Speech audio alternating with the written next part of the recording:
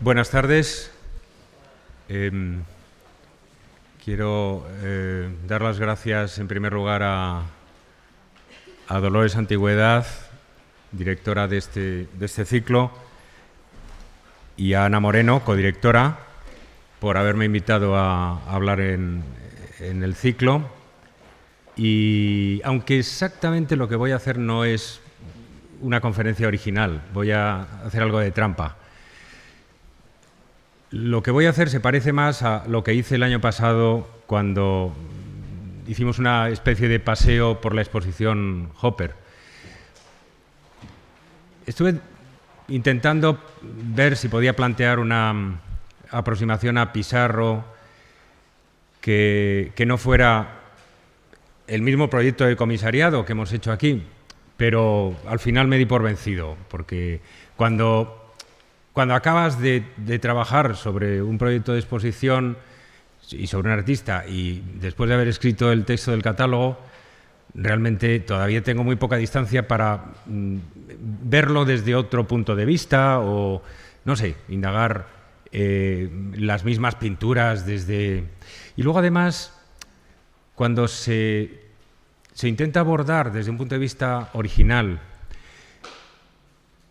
un proyecto de exposición que está todavía vivo, hay un terreno muy delicado, que es el de si uno le enseña al público las cosas que tendrían que haber estado en la exposición y no están. Ese es un terreno que, de acuerdo con la estricta decencia académica, uno debería aventurarse. Debería uno mostrar todo lo que falta. Pero eso al mismo tiempo no hace más que bueno, poner en evidencia los límites del propio proyecto o simplemente de la capacidad de este equipo para conseguir todos los préstamos. Nosotros, no es un secreto que somos un museo pequeño, no somos el Metropolitan o el Louvre, y no siempre conseguimos todos los préstamos que nos habría gustado tener en los proyectos. Entonces, una cosa es un puzzle académico, donde uno coloca todas las piezas que necesita mediante diapositivas, y otra cosa es un proyecto real. Mi charla va a estar, aunque voy a introducir algunas imágenes que no están en la exposición y que completan el itinerario, pero va a estar más cerca del proyecto real y va a estar orientada sobre todo a tratar de explicarlo mejor. Básicamente, las ideas que voy a exponer están en mi texto del catálogo de la exposición, pero incluiré algún desvarío más y alguna imagen también, que en las ilustrativas del catálogo siempre hay limitaciones. No puede uno meter 25 fotografías adicionales, entonces aquí voy a aprovechar para completar las ilustrativas del catálogo, pero las ideas están expuestas y probablemente mejor de lo que yo haré ahora oralmente en el texto del catálogo.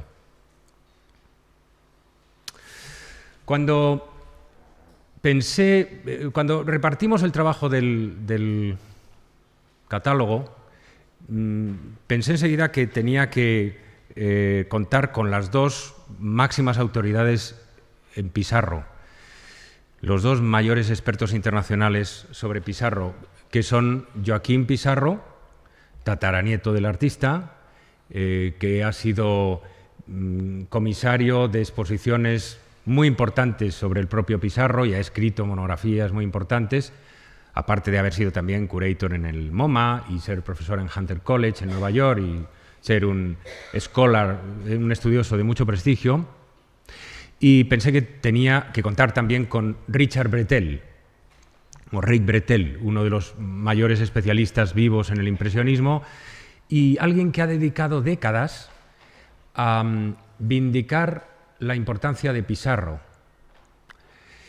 en unos términos que a mí, yo a veces me da vergüenza seguirle hasta ese punto, porque Bretel es capaz de decir que Pissarro es sin duda mucho más importante que Monet, por ejemplo. Yo no me atrevo a seguirle siempre en su entusiasmo, pero desde luego sí comparto con él la idea de que Pissarro es muy importante. Y sobre todo, todas las tesis que defiende Bretel sobre Pissarro están soportadas en un estudio minuciosísimo de la vida, de la obra de Pissarro y de algo que es tan importante como la vida y la obra, que es el terreno en el que trabajaba Pissarro. Por ejemplo, Pontoise, ese lugar donde vivió primero en los años 60 y al que volvió luego entre el 72 y el 82 y que es la geografía fundamental de Pissarro y al que dedicó Bretel un libro estupendo, Pissarro y Pontoise, donde podemos ir. Él va estudiando, descifrando en el paisaje, en los conflictos de la geografía urbana de Pontoise y del campo circundante, los conflictos y las intenciones, los proyectos de Pissarro. Bueno, pues cuando, digamos, repartí el trabajo en el catálogo y le encargué a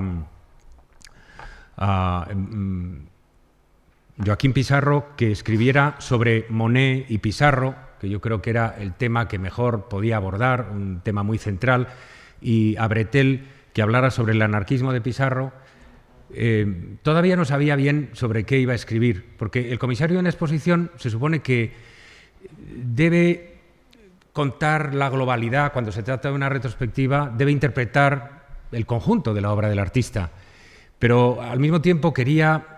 El conjunto era un tema demasiado, pues eso, genérico, y yo prefería buscar un tema singular, un tema que tuviera algún encanto de lo nuevo, etcétera. Entonces pensé que un tema que está por todas partes en la obra de Pissarro y que realmente del que se podía hacer cualquier cosa y del que uno podía esperar cualquier cosa era el tema del camino, el sendero, la carretera y también, como veremos, la avenida urbana.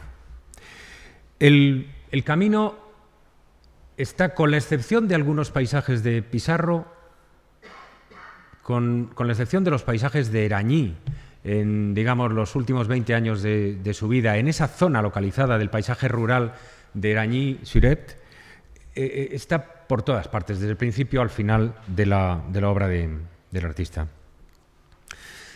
Y está en toda la pintura europea de paisajes desde bastante atrás.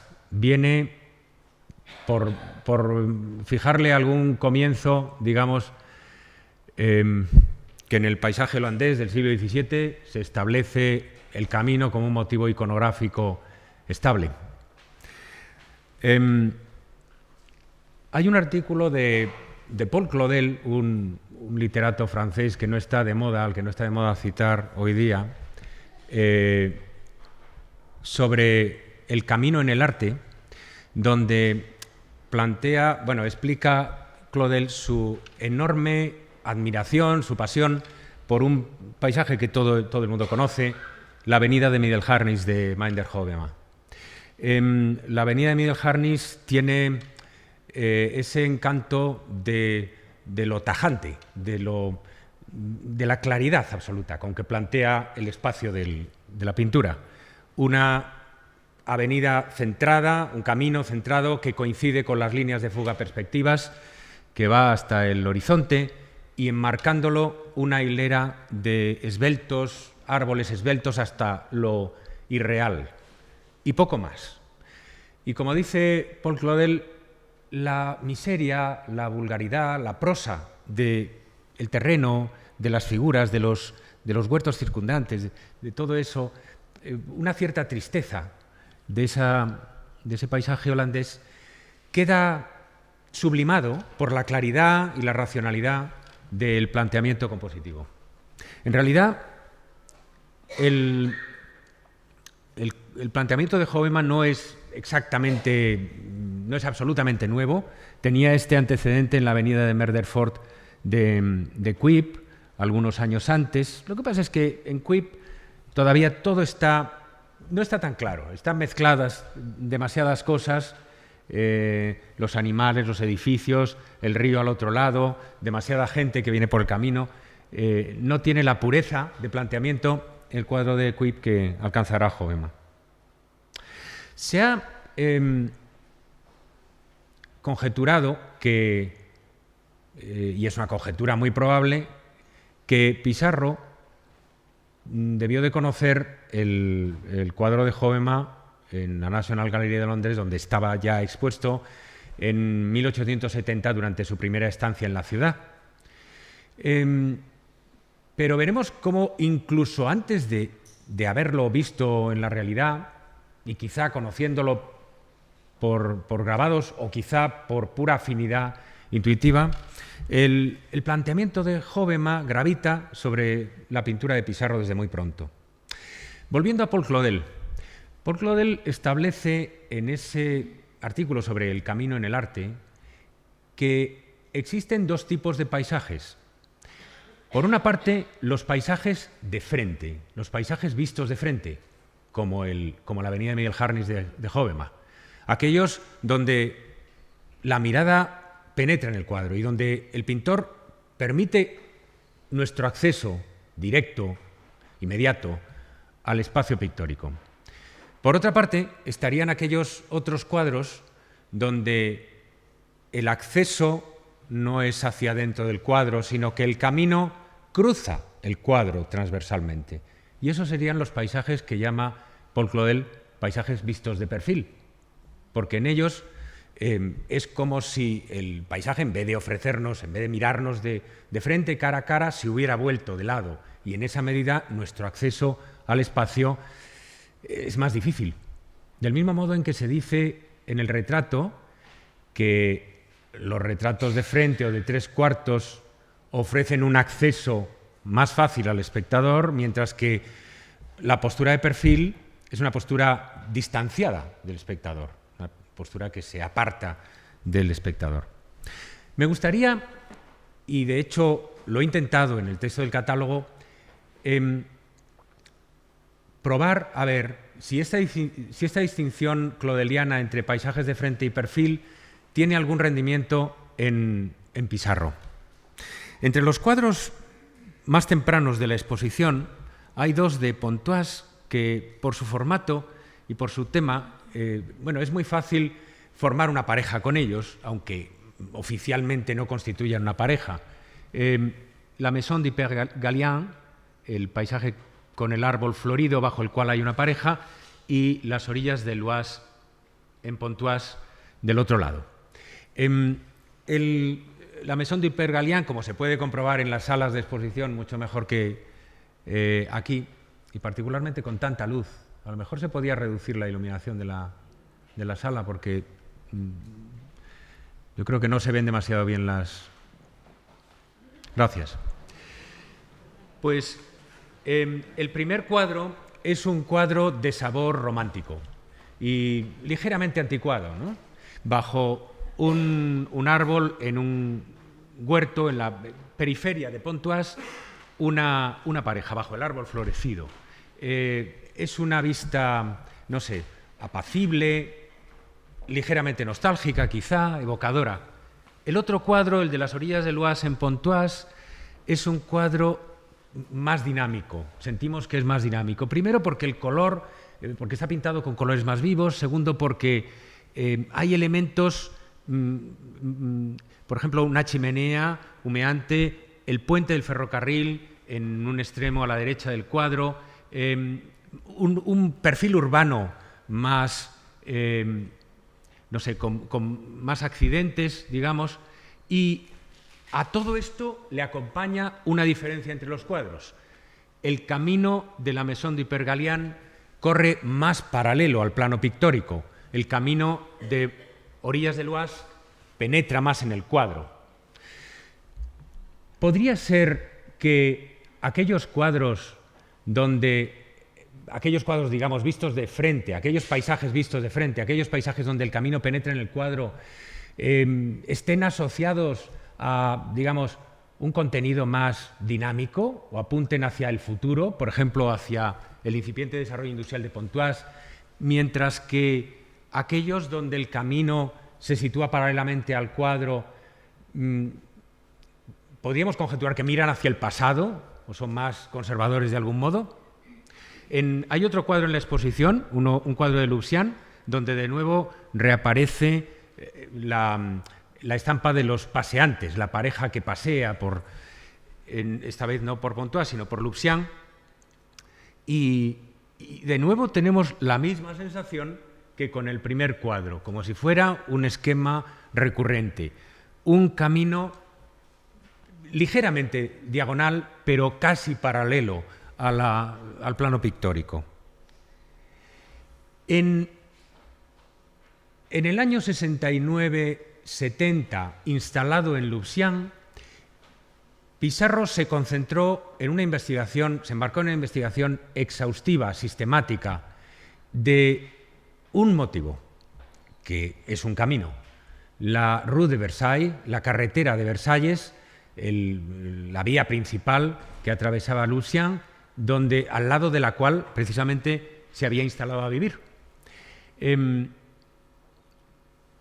total, Pissarro y Monet pintaron 20 y tantos cuadros de este camino durante el invierno del 69-70, de esta carretera. Aquí les he traído 3 cuadros de los que, digamos, plantean el tema, con ligeras variaciones de punto de vista y con variaciones también estacionales, de manera que componen casi una serie incipiente, aunque hay que decir que en este momento Pissarro no trabaja todavía, ni Monet tampoco, por series sistemáticas, por series en el sentido en que serán series, por ejemplo, los Almiares de Monet o las catedrales de Rouen o los Álamos de Lepte. Se trata más bien de cuadros donde reaparece un motivo, pero no de una serie en la que el artista se embarca uno tras otro. Son los preliminares de lo que más tarde será la explotación sistemática del concepto de serie por parte de Monet y Pissarro. Tenemos entonces el planteamiento de la carretera, que tiene un fuerte énfasis perspectivo, y hay como un proscenio, una apertura, un ángulo más abierto, como de otra vía que se incorpora a ella en primer término, ¿no? Que también refuerza ese efecto de embudo, de entrada al espacio. Estos cuadros son pura facilidad de acceso. Se nos invita a entrar en el cuadro hasta el final, y los árboles que desfilan a los lados de la carretera no hacen sino reforzar ese efecto. Claro que, dependiendo del punto de vista, la alineación de los árboles se compone o se descompone completamente. Por ejemplo, tenemos más la sensación de que el primer cuadro, el famoso de Baltimore, es un caso más próximo a Hobbema. Es una variación Hobbema más similar al original holandés, mientras que, por ejemplo, en el de Orsay, en el último, más tardío, que es del 72, de cuando vuelve de Londres a Louvciennes, Pissarro, los árboles se han dispersado y perdemos esa sensación de coherencia, de encauzamiento que sí tenemos en los otros cuadros. Sea como fuere, tenemos aquí arriba 2 cuadros que están en la exposición y que más aún dominan el primer muro con el que se encuentra uno a la entrada de la exposición, tras haber pasado 2 o 3 cuadros preliminares. El cuadro de la colección Carmen Thyssen, Sol de invierno y nieve, y el cuadro de la Rue de Marly del High Museum de Atlanta, que, aun siendo pequeño, es uno de los, para mí, de los cuadros y las visiones más intensas, más extraordinarias de toda la exposición, aun siendo un cuadro aparentemente poco ambicioso. Es una imagen de una pureza, verdaderamente donde está el impresionismo, la esencia del impresionismo en ese momento. Monet pintó en Louvciennes junto a Pissarro durante algunas semanas de ese invierno de 1869-70. Hay que decir que Monet venía de una inauguración del impresionismo de carácter distinto, de carácter acuático. Monet había estado el verano en Bougival y había trabajado junto a Renoir pintando el famoso escenario, el famoso merendero de la Grenouillère, con el merendero al aire libre, el embarcadero, las figuras de los domingueros parisienses y, sobre todo, la superficie vibrante del agua que descompone los colores y con la que crearon Monet y Renoir esas imágenes completamente paradigmáticas del impresionismo. Esta segunda fundación o segunda invención del impresionismo no es acuática, es terrestre, es puramente terrestre. Y en ella juega un papel cardinal el motivo jovemiano, el motivo, ¿cómo se diría? La variación jovema de la ruta en perspectiva y los árboles, y un elemento adicionalmente con el que Jovema no había contado. Si se observa la avenida de Middelharnis, y bueno, hay reproducciones mejores para hacer esa comprobación con más fiabilidad, se advierte que apenas hay rastro de sombras de los árboles que crucen el camino. Ahora bien, esas sombras comienzan a jugar un papel crucial en casi todas las pinturas de Pissarro y en algunas de las de Monet. En las dos de arriba de Pissarro y al menos en una de las de Monet, de abajo, ¿no? La de Monet, la de la izquierda, está completamente limpia de sombras, pero en aquella hay un efecto muy llamativo de las sombras de los árboles en primer término.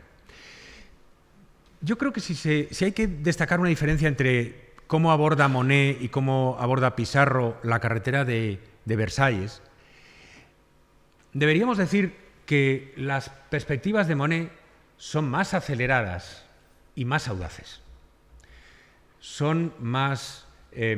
hay un más rápido decrecimiento de los términos, de un primer término muy aumentado a la lejanía, mientras que Pissarro es más moderado en esa plasmación de la recesión espacial.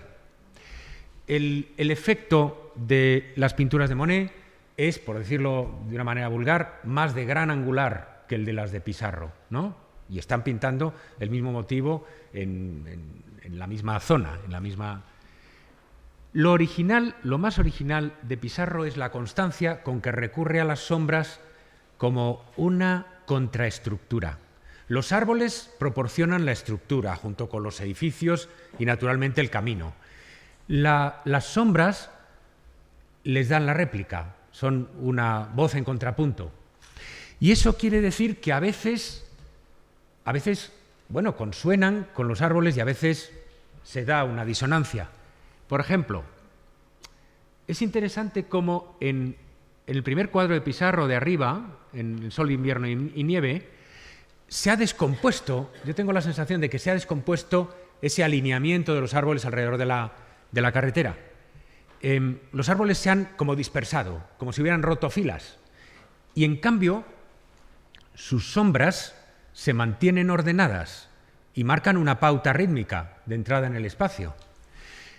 En el cuadro de la Rue de Marly de Pissarro, y también en el Monet, en el efecto de invierno, todavía de manera más llamativa, las sombras de los árboles compiten en cierto sentido con las líneas de la carretera, creando como una perspectiva ilusoria que rivaliza con la carretera. Es decir, se ve sobre todo en el Monet de abajo, junto a las líneas en perspectiva de la carretera, los árboles de ese término medio han creado como otra avenida paralela. Este tipo de equívocos y de juegos y de contrapunto entre las estructuras permanentes, sólidas, por así decir, arquitectónicas, y las estructuras creadas por elementos inmateriales, por ejemplo, por las sombras, son característicos de los impresionistas. No he traído imágenes para ilustrarlo, pero todos ustedes recordarán esos cuadros de Monet donde, por ejemplo, se nos muestra un paisaje, la orilla de un río y su reflejo en el agua, y lo que vemos en la orilla no coincide exactamente con lo que se refleja en el agua. porque, por ejemplo, las casas que vemos en la orilla están demasiado lejos para reflejarse y porque a lo mejor lo que hay en la orilla está tapado por unas ramas y en cambio lo vemos reconocido en el agua. El jugar a la no identificación entre las cosas y sus reflejos en el agua se parece a este juego entre la estructura real y la estructura proyectada, inmaterial, de las sombras. En sus reiteradas aproximaciones a la carretera de Versalles, y he traído aquí 3 pinturas que no están en la exposición, terminará convirtiendo Pissarro las sombras de los árboles en un medio clásico para organizar la marcha hacia la recesión espacial. El camino que penetra en el cuadro comporta el riesgo de que vayamos demasiado deprisa hacia el horizonte, de producir un efecto vertiginoso. Para entender eso, no hay más que acordarse de determinadas perspectivas vangogianas, de su pintura tardía, de Arles, por ejemplo, o acordarse de Munch, acordarse de los puentes y los caminos de Munch, donde tenemos la sensación de deslizarnos hacia, como por un tobogán, cuesta abajo, hacia el horizonte, y eso produce un efecto muy desestabilizador, un efecto inquietante, que naturalmente Munch explota conscientemente. Lo que Pissarro, que es un pintor de matriz bastante clásica, lo que Pissarro trata de hacer es de contener, de poner diques a esa marcha, a ese deslizamiento de la mirada hacia el horizonte e ir marcando nuestra entrada en el espacio, como decía antes, rítmicamente. Cada sombra es un paso y vamos paso a paso y cada sombra marca un plano un poco más profundo. Con mayor amplitud horizontal o menor, con mayor efecto túnel o menor, esa es la función fundamental de los árboles. Pero vamos a volver a lo del paisaje de frente y el paisaje de perfil. Hemos estado hablando de paisajes de frente en Lucian, porque en todos ellos el camino penetra recto, perpendicular al plano pictórico en el cuadro. La pintura de Londres es más rica, y es la pintura que corresponde al periodo inmediatamente posterior a este de Lucian. Como saben ustedes, en 1870, huyendo de la guerra franco-prusiana, Pissarro se refugiaría en Londres, como Monet y como Daubigny, como Durand-Ruel y como otros. Y en Londres encontramos una variedad mayor de planteamientos espaciales y de uso del camino también. Hay 2 cuadros de Londres. Este era el riesgo de que les hablaba al principio. 2 cuadros maravillosos que no hemos podido conseguir para la exposición, aunque estuvieron en mi pensamiento desde el primer momento. La visión de la estación de tren Lordship Lane Station, con el ferrocarril penetrando, avanzando hacia nosotros, y la visión mágica del Crystal Palace visto desde Fox Hill. Los 2 son paisajes de frente, son paisajes con un pronunciado acento en la penetración perpendicular en el espacio, y los 2 son al mismo tiempo visiones del futuro, visiones del progreso industrial que avanza y casi diría arrasa la periferia londinense donde vive Pissarro. Son imágenes de un enorme énfasis en la tecnología, en un caso porque el ferrocarril, y es como si las casas vinieran detrás de él siguiéndole, ¿no? Como si la urbanización avanzara detrás del ferrocarril, se interna por un prado maravillosamente pastoral, y en el otro caso somos nosotros los que avanzamos hacia la visión distante y un poco irreal, pero prometedora, como un espejismo del futuro, de lo que va a ser el futuro, encarnado en ese Crystal Palace, que saben ustedes que se había instalado para la Exposición Universal en Hyde Park, y se trasladó a las afueras de Londres donde existió hasta mediados del siglo XX, cuando fue destruido por el fuego. Entonces, bueno, no la he escogido por azar. Las dos son visiones del progreso, del futuro. Ahora consideremos los otros dos cuadros, que sí tenemos en la exposición. Tenemos los otros dos juntos en una pared de la segunda sala. Las dos son vistas con un carácter, ¿cómo diría?, más estático, tanto en el tema como en la composición. En el tema porque son visiones de la campiña inglesa como le habría gustado a Constable considerarla, no de la incidencia de la industria, sino de... Es verdad que en la vista sobre Alain Park, en el cuadro de arriba, hay un tren en la lejanía, en la media distancia, pero es un elemento pintoresco que carece de esa agresividad frontal, ¿no?, que tiene el ferrocarril que avanza hacia nosotros en esta otra vista. Y tanto en la vista de Alain Park como en la vista de Dulwich College, que son esa Inglaterra, esa campiña inglesa de siempre, y hay una visión como retrospectiva, yo diría nostálgica. ¿Qué clase de composición espacial tenemos? Pues clásica, sostenida por dos columnas, básicamente, aunque hay tres árboles en el cuadro de arriba, como si fueran las columnas de un frontón clásico, y un camino o una vía que circula transversalmente. Es decir, un paisaje de perfil, un paisaje que no nos deja penetrar fácilmente en el cuadro, un paisaje en el que hay un menor elemento interactivo, dinámico con el espectador. Los dos son paisajes estables para expresar un contenido ideológico, diríamos, que es el que se celebra o se rinde culto también a la estabilidad. Pissarro fue siempre muy consciente de estos contrastes en el paisaje y prefería precisamente aquellos lugares donde podía expresar a la vez las dos caras de un paisaje. Por ejemplo, lugares como Pontoise, donde existían a la vez zonas muy obviamente rurales, incluso pastorales, de pura naturaleza, y otras urbanas e industriales.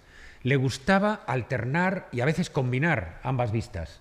Londres, las afueras de Londres, ofrecían ese mismo contraste, esa misma variedad.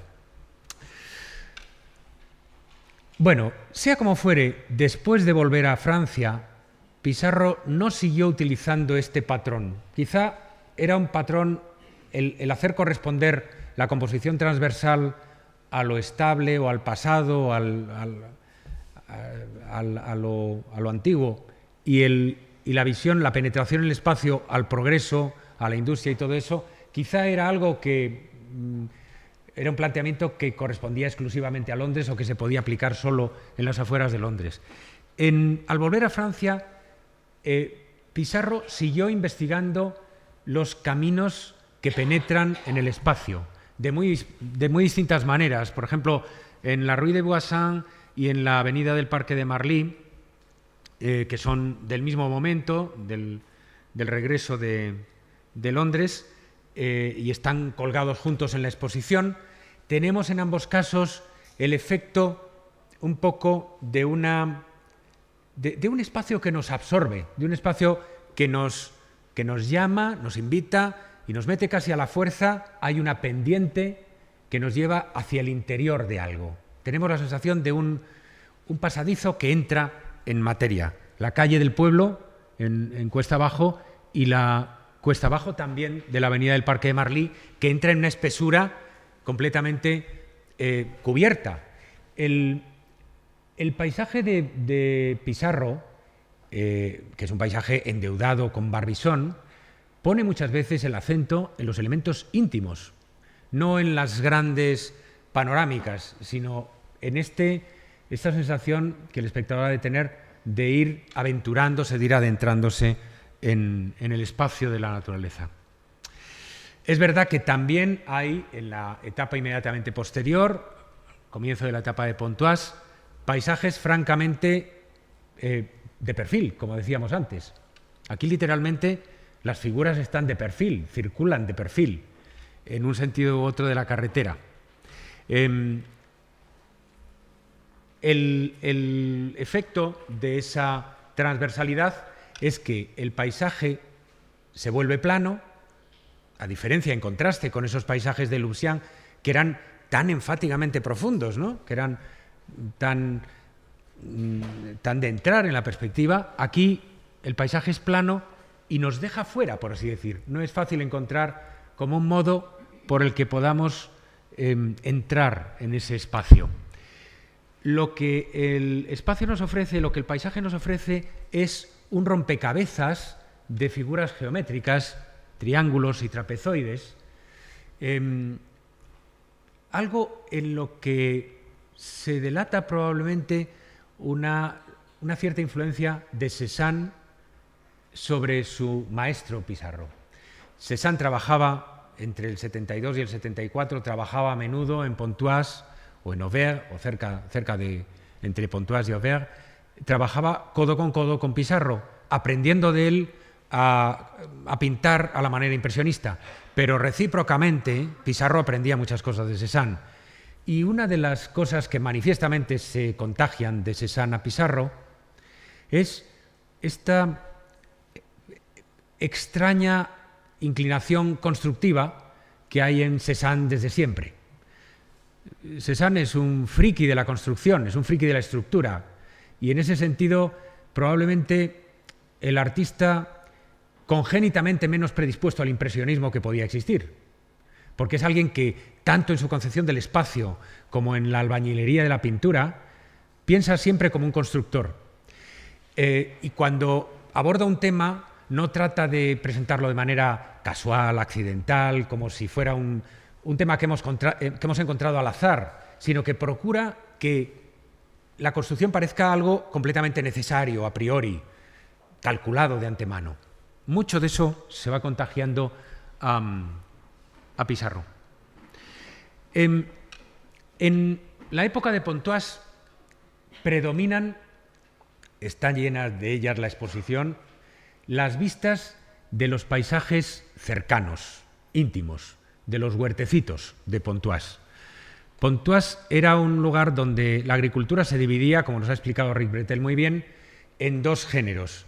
Por una parte, alrededor de la ciudad estaban los huertecitos, minifundio, cultivados por sus propietarios, transmitidos de padres a hijos, y arriba, porque Pontoise está en una cuenca, arriba en la llanura del Vexin, en cambio, lo que tenemos es una planicie donde se cultivaban en grandes extensiones los cereales, y se cultivan todavía hoy en Pontoise y en Auvergne existen esos inmensos campos de trigo a pérdida de vista que pintarían el propio Pissarro y más tarde su amigo Vincent van Gogh en sus últimas semanas de vida, cuando pasó esa temporada en Auvergne. Pissarro se siente mucho más inclinado al paisaje cercano, íntimo de los huertos, pero de vez en cuando sube a la planicie, y el efecto son estas visiones que no tenemos en la exposición y que salen a lo abierto, en las que hay incluso un sentimiento de una agorafobia, de perdernos en el espacio abierto, de una cierta inquietud ante el espacio abierto. Para representar el espacio abierto, naturalmente, se prolonga el formato lateralmente para subrayar la latitud del horizonte y se penetra en él mediante un camino, mediante un sendero entre los trigos. El cuadro de arriba, el verano, forma parte de una serie de las 4 estaciones y tiene una cierta herencia de Daubigny, pintor muy amigo, muy partidario de los formatos apaisados, y Matinée de Juin, Mañana de Junio, es un cuadro más equilibrado que ofrece un antecedente inmediato de un cuadro que sí tenemos en la exposición, que es la vieja carretera de Nery a Pontoise, con el que quería con ponerles un tríptico. Para mí este cuadro de Pontoise, precisamente porque no es muy típico de Pissarro, por el modo en que abre un espacio muy amplio de la llanura y penetra por ese camino un poco sinuoso en él, me parecía que ofrecía elementos interesantes, contrastantes en la obra de Pissarro y que lo vincula con artistas que forman una tradición en el siglo XIX. Hay una línea que une a Daubigny, el gran representante, uno de los más avanzados representantes de la escuela de Barbizon, con Van Gogh. Van Gogh amaba la pintura de Daubigny y en muchos casos, sobre todo los últimos paisajes de Van Gogh en Auvergne, donde por cierto vivieron los dos, Daubigny y Van Gogh durante algún tiempo, hay una conexión muy directa. Ahora, Pissarro puede ser en ocasiones, como en este caso, el eslabón que conecta a Daubigny con el Van Gogh tardío y que crea una subtradición, una pequeña tradición, una pequeña línea del paisaje abierto, del paisaje de la llanura, del paisaje agorafóbico en la pintura de paisajes francesa de la segunda mitad del XIX. Los tres cuadros, el de la cosecha de Daubigny, el de Pissarro y el de Van Gogh, el de Cuervos sobre un campo de trigo, con ser muy distintos, comparten, hay un sentimiento espacial común. En la cosecha, porque la figura penetra en el campo, hay ese esfuerzo como de cortar el espacio lateral y abrirse camino, lo que en Pissarro se expresa también mediante esa figura que va cabalgando por un camino que penetra con dificultad en el paisaje. El Pissarro tiene una particularidad inquietante, y es que, fíjense, no es exactamente una simple llanura.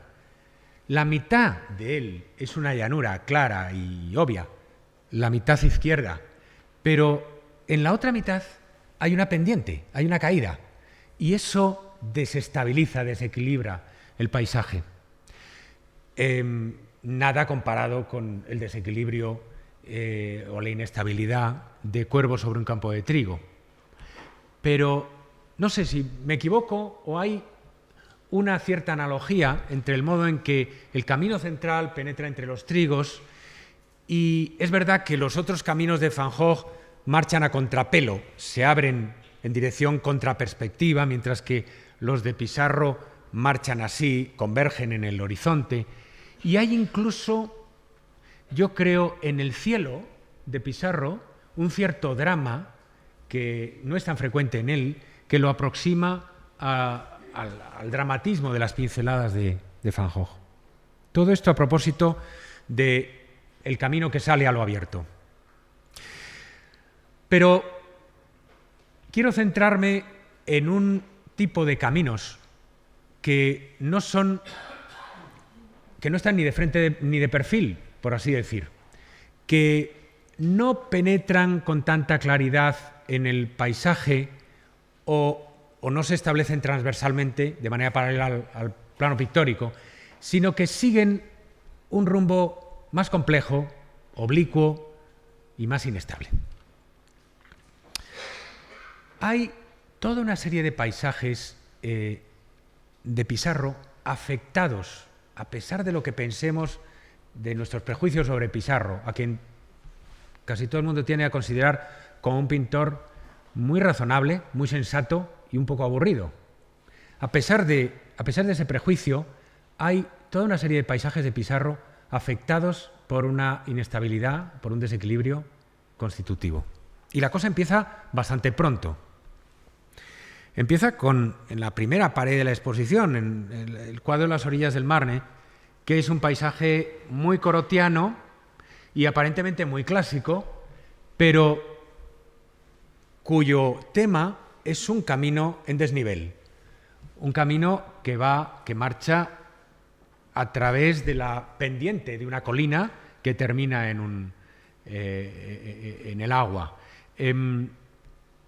Yo creo que el cuadro de Pissarro puede estar directamente inspirado en algún Corot, en varios Corot, y el candidato más probable es Le Petit Chaville, cerca de Ville-d'Avray, en el que además se utiliza ese recurso a la luz que se filtra, ¿no?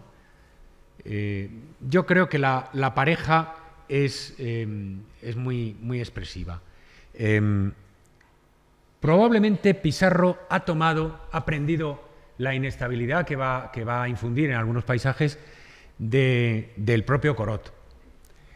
La inestabilidad, si la queremos ir a buscar más atrás, podría estar en precedentes del paisaje holandés, por ejemplo, de Jacob van Ruysdael. Observemos este camino, esta curva del camino, o este camino que se bifurca, porque podemos considerarlo como una bifurcación en la medida en que desde donde estamos podemos tomar una ruta u otra, y que sube en una pendiente. El horizonte se dispone en diagonal, bueno, pues de una manera muy barroca, y en el centro hay una masa de vegetación que no permite el acceso. Es la antítesis, digamos, de un paisaje clasicista como esos donde los árboles a los lados, digamos, sostienen el horizonte. El paisaje de Corot, camino entre montañas boscosas, aumenta todavía más esa sensación de desnivel, de que el artista se pone la composición más difícil planteando en el centro del mismo espacio pictórico un desnivel. En Pissarro, en algunos cuadros que tenemos en la exposición, hay un desnivel múltiple. En este caso, por ejemplo, Le Chemin de Quay trepa por una pendiente, pero a la vez lateralmente inclinado, lateralmente de manera inestable, y se cuela entre esa estructura barroca, un poco laberíntica de las ramas de los árboles, pero de una manera incierta, porque además el camino está medio perdido en la nieve. Ahora, donde verdaderamente desarrolla el tema del camino excéntrico, del camino periférico, se le podría llamar, y del desnivel consiguiente, Pissarro lo empieza a desarrollar en una pareja de cuadros de este mismo momento, del año 72, de los cuales tenemos uno en la exposición, no el otro. Los dos representan el mismo motivo. La Ruelle de Pouilly, primero de una manera sensata, obvia, con el camino penetrando en el cuadro por en medio, y eso sí, la ciudad asomando, Pontoise es lo que se ve a la derecha, asomando de una manera muy rara, como si emergiera de la tierra, ¿no?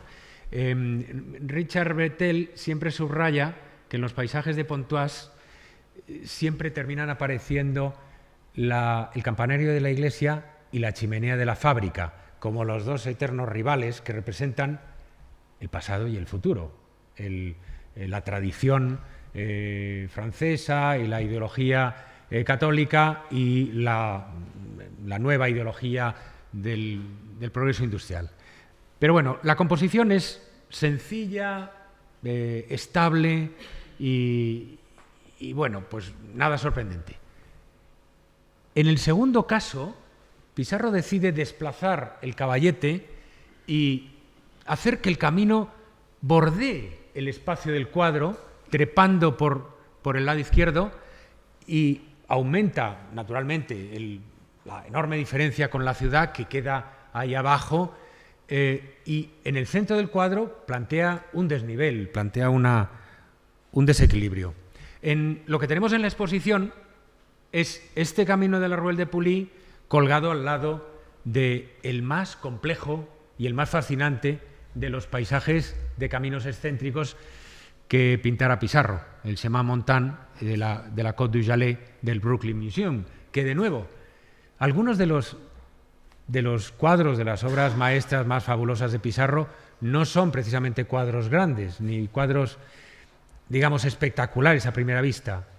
Son cuadros que necesitan una cierta atención para descifrar sus maravillas. En los dos casos, todavía más exageradamente en Chemin Montant, el camino bordea, se trepa por borde del cuadro por la pendiente, y en el centro queda, más marcadamente en el cuadro de Brooklyn, un cierto abismo. En el cuadro de Brooklyn ese efecto está aumentado por la pantalla de los árboles, porque no vemos con claridad la pendiente, a dónde conduce la pendiente de la colina. Y eso sí, la pantalla de árboles se abre misteriosamente para dejarnos ver, como en un círculo, en un maravilloso óvalo, enmarcado por un óvalo, las casas del Hermitage, ¿no? Ese grupo de casas que ha pintado tantas veces. El Chemin Montan, en el uso de esa pantalla de árboles, tiene mucho que ver con un cuadro que está muy cerca, que es esta obra maestra de la National Gallery de Londres, la Côte de Bœuf, donde se presenta el paisaje bajo una especie de barrotes de los troncos de los árboles. Fíjense que los impresionistas utilizaban el recurso a la pantalla de árboles ante el paisaje muy a menudo. Monet lo hacía muy a menudo, para que entreviéramos el paisaje en vez de verlo con nitidez, para jugar a la equivocidad, a la ambigüedad, al misterio con el paisaje. Lo que no hacían tan frecuentemente los impresionistas era que esa pantalla de árboles tuviera esa estructura regular, geométrica, implacable. ¿De dónde ha sacado esta semejante idea Pissarro? A mí no me cabe ninguna duda de que es de Cézanne de quien procede esto. He traído un ejemplo temprano, un ejemplo de la época en que estaba pintando, en 72-74, con Pissarro en Pontoise. Esto está pintado en la Côte de Bœuf, en el mismo lugar donde hemos visto el otro. Y un ejemplo mucho más tardío que prueba que Cézanne siempre pensaba así, fuera donde fuera.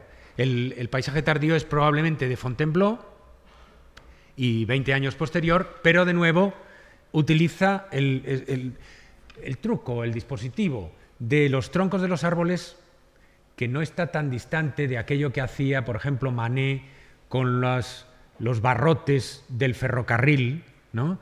Para sujetar el espacio y para conferir al cuadro, al espacio pictórico, una enfática estructura.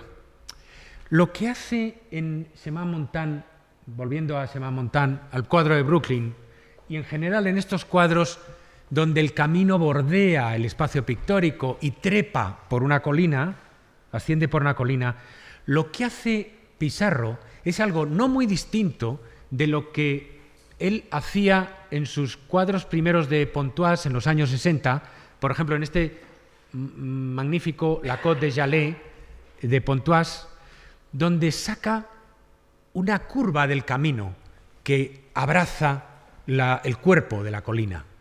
A su vez, esa manera de ver el camino que trepa por la colina está inspirado en Courbet, ahí el Valle de Ornán. Tenemos también, bueno, la pendiente, la bajada, el descenso y el camino que asciende rodeando, bordeando la colina. Lo que pasa es que Pissarro desarrolla esa idea de la tournante, de la curva del camino que, como digo, asciende, trepa por la pendiente, la desarrolla en un sentido cada vez más audaz durante los años 70 en Pontoise. Por ejemplo, lo hacen en Maison de l'Hermitage, donde de nuevo tenemos una bifurcación, es un cuadro que no está en la exposición, un camino que se va hacia arriba y otro que marcha hacia abajo, hacia el pueblo. El planteamiento se parece también un poco al de las colinas, al de Pontoise vista desde las colinas, ¿no? Este cuadro está muy cerca de la inspiración de Gauguin en sus primeros años, la propia figura de la campesina. De aquí partirá Gauguin. Y muchas veces Pissarro está ya al mismísimo borde de convertirse en Cézanne. No entendemos cuánto le debe Cézanne en sus extravagancias de punto de vista o de composición. La tournante del camino de los Mathurins es un experimento de ese tipo. También Gauguin tomó inspiración directa de estas curvas que trepan por la pendiente. En la exposición tenemos al final de la etapa de Pontoise la Sainte de la Ravinière en Osní, el cuadro de la derecha, y en el mismo lugar, y codo con Pissarro, pintó Gauguin un cuadro que no tenemos en la exposición porque tampoco era relevante. Esta era una monográfica estricta, ¿no? Pero en el que vemos cómo Gauguin exagera los planteamientos audaces, digamos, excéntricos de Pissarro, haciendo que el camino ha escogido un punto de vista ligeramente distinto, pero reconocen las casas que son las mismas, las casas que están al otro lado del camino, ¿no? Pero para presentar el camino ha escogido un punto de vista más oblicuo, en el que el camino parece literalmente que, no sé, que se encabrita, que se vuelve rampante para ascender a la colina, a la pendiente. Todo esto viene a cuento, y termino ya, de vindicar frente a esa idea, pues un poco de un Pissarro previsible, de un Pissarro excesivamente domesticado, de un Pissarro excesivamente clásico, la posibilidad de un cierto vértigo, sobre todo en los paisajes de los años 70, en esa investigación que de la mano de Cézanne hace Pissarro en las colinas cercanas a Pontoise. Hay un planteamiento ahí de exploración del vértigo, de la inestabilidad del espacio, de la incongruencia de espacios distintos, que, exagerándola muchísimo, conduce a extravagancias como la de este simbolista Spiliert. El camino que rodea la pendiente al final produce este tipo de inestabilidad, de pérdida de las referencias, por lo menos en germen. Pissarro en esto se encuentra próximo a Degas en sus pinturas del teatro. En sus pinturas del teatro, Degas se aprovecha de las diferencias de nivel, de los desniveles entre el palco, el patio de butacas, el foso de la orquesta, el propio escenario, para explorar los contrapicados, los picados, esos cuadros donde conviven espacios que parecen incongruentes entre sí, escalonados a veces de manera muy inquietante o de manera muy inestable. Pissarro abandonaría esa investigación, esta es ya la última imagen de mi conferencia. Pissarro abandonaría esa investigación más audaz de los caminos excéntricos durante los años ya de su vejez, en que vivió en Éragny. Éragny, que está representado en esa exposición por una salita, la antepenúltima de las salas de la exposición, es un momento relativamente débil, comparativamente débil, con respecto a otros de Pissarro. Es un momento en el que él parece como cansado del paisaje rural y en el que él deja de buscar los caminos. Los caminos desaparecen completamente en la pintura de Éragny, en sus paisajes rurales de los últimos 20 años. Pero, en contrapunto, Pissarro va a encontrar en los años 80 un nuevo territorio, un nuevo filón, para continuar explorando aquello que le ofrecían las colinas de Pontoise, los distintos niveles espaciales, los picados y los contrapicados, la inestabilidad y el propio vértigo como tema de la representación. Y eso lo explorará en sus perspectivas urbanas, en sus series parisienses, en las vistas del Boulevard Montmartre o de la Avenida de la Ópera o de la Rue Saint-Honoré, o incluso en las vistas del Sena en Rouen, con ese intenso tráfago considerado desde arriba, desde la ventana de un hotel, incurriendo, como diría algún crítico contemporáneo de él, en la exploración, la investigación del vértigo urbano. Muchas gracias.